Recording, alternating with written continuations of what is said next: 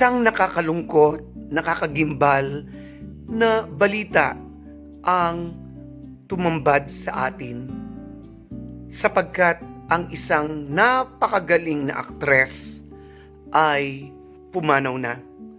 Ano kaya ang damdamin ni Miss Nora Aunor sa mga pangyayaring ito? Mamaya alamin po natin sa pagpapatuloy ng Heart's Expression.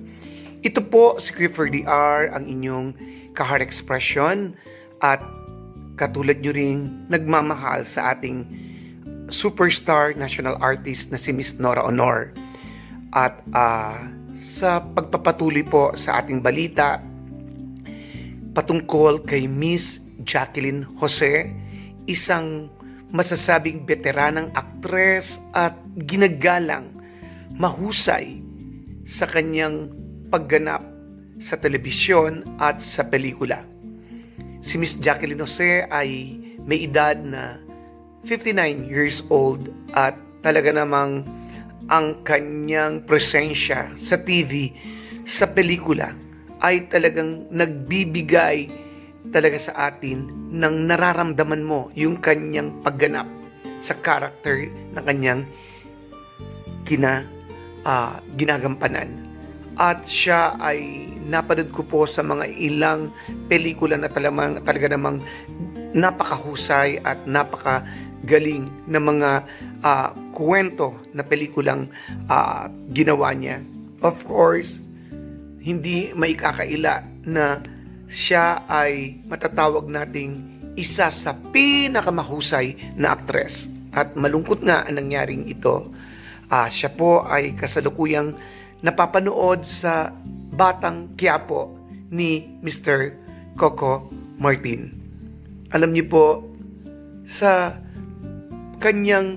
balitang siya'y pumanaw na, talaga namang nalungkot po ako. Isa ako sa nalungkot at alam ko po ang buong industriya ay nagluluksa sa pagkawala niya.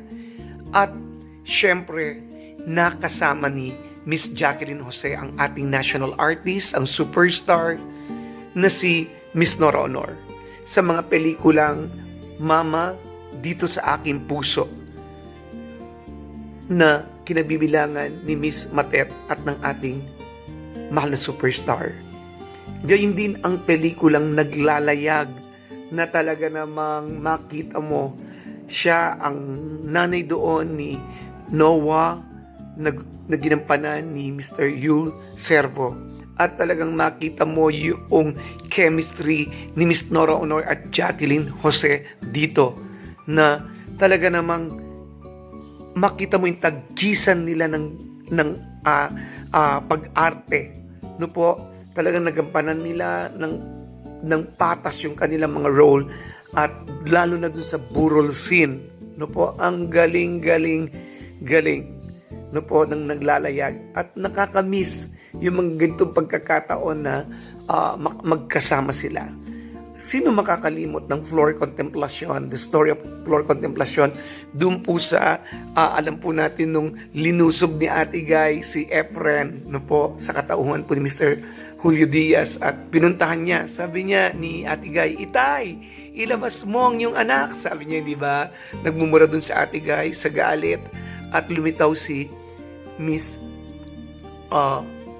Jacqueline Jose. Nag-usap sila ni Ate Guy na ito po ay ini-impersonate yung dialogue niya, no? "Ikaw ang asawa." Di ba yung gano'n yung pagsasalita po ni Miss Jacqueline Jose? Ang ganda ng kanilang tandem, chemistry doon sa Flor Contemplacion. At talagang nakita natin, naghakot pa ito ng awards. Alam natin na walang question sa kagalingan ni Ate Guy. Napakagaling ni Miss Nora Aunor. Pero hindi matatawaran din ng husay ni Miss Jacqueline Jose. Alam niyo po, lalo na dito sa palabas na nilang pelikulang Pieta na huling pinagsamahan ng ating superstar at ni Miss Jacqueline Jose, na talaga namang itong Pieta, bagamat dalawa lang daw po ang eksena ni Miss Jacqueline Jose dito, talagang markadong markado ang papel niya dito. At dahil nga dito sa nangyaring ito, nakakasabik tuloy, nakakamiss tuloy lalo si Miss Jacqueline Jose.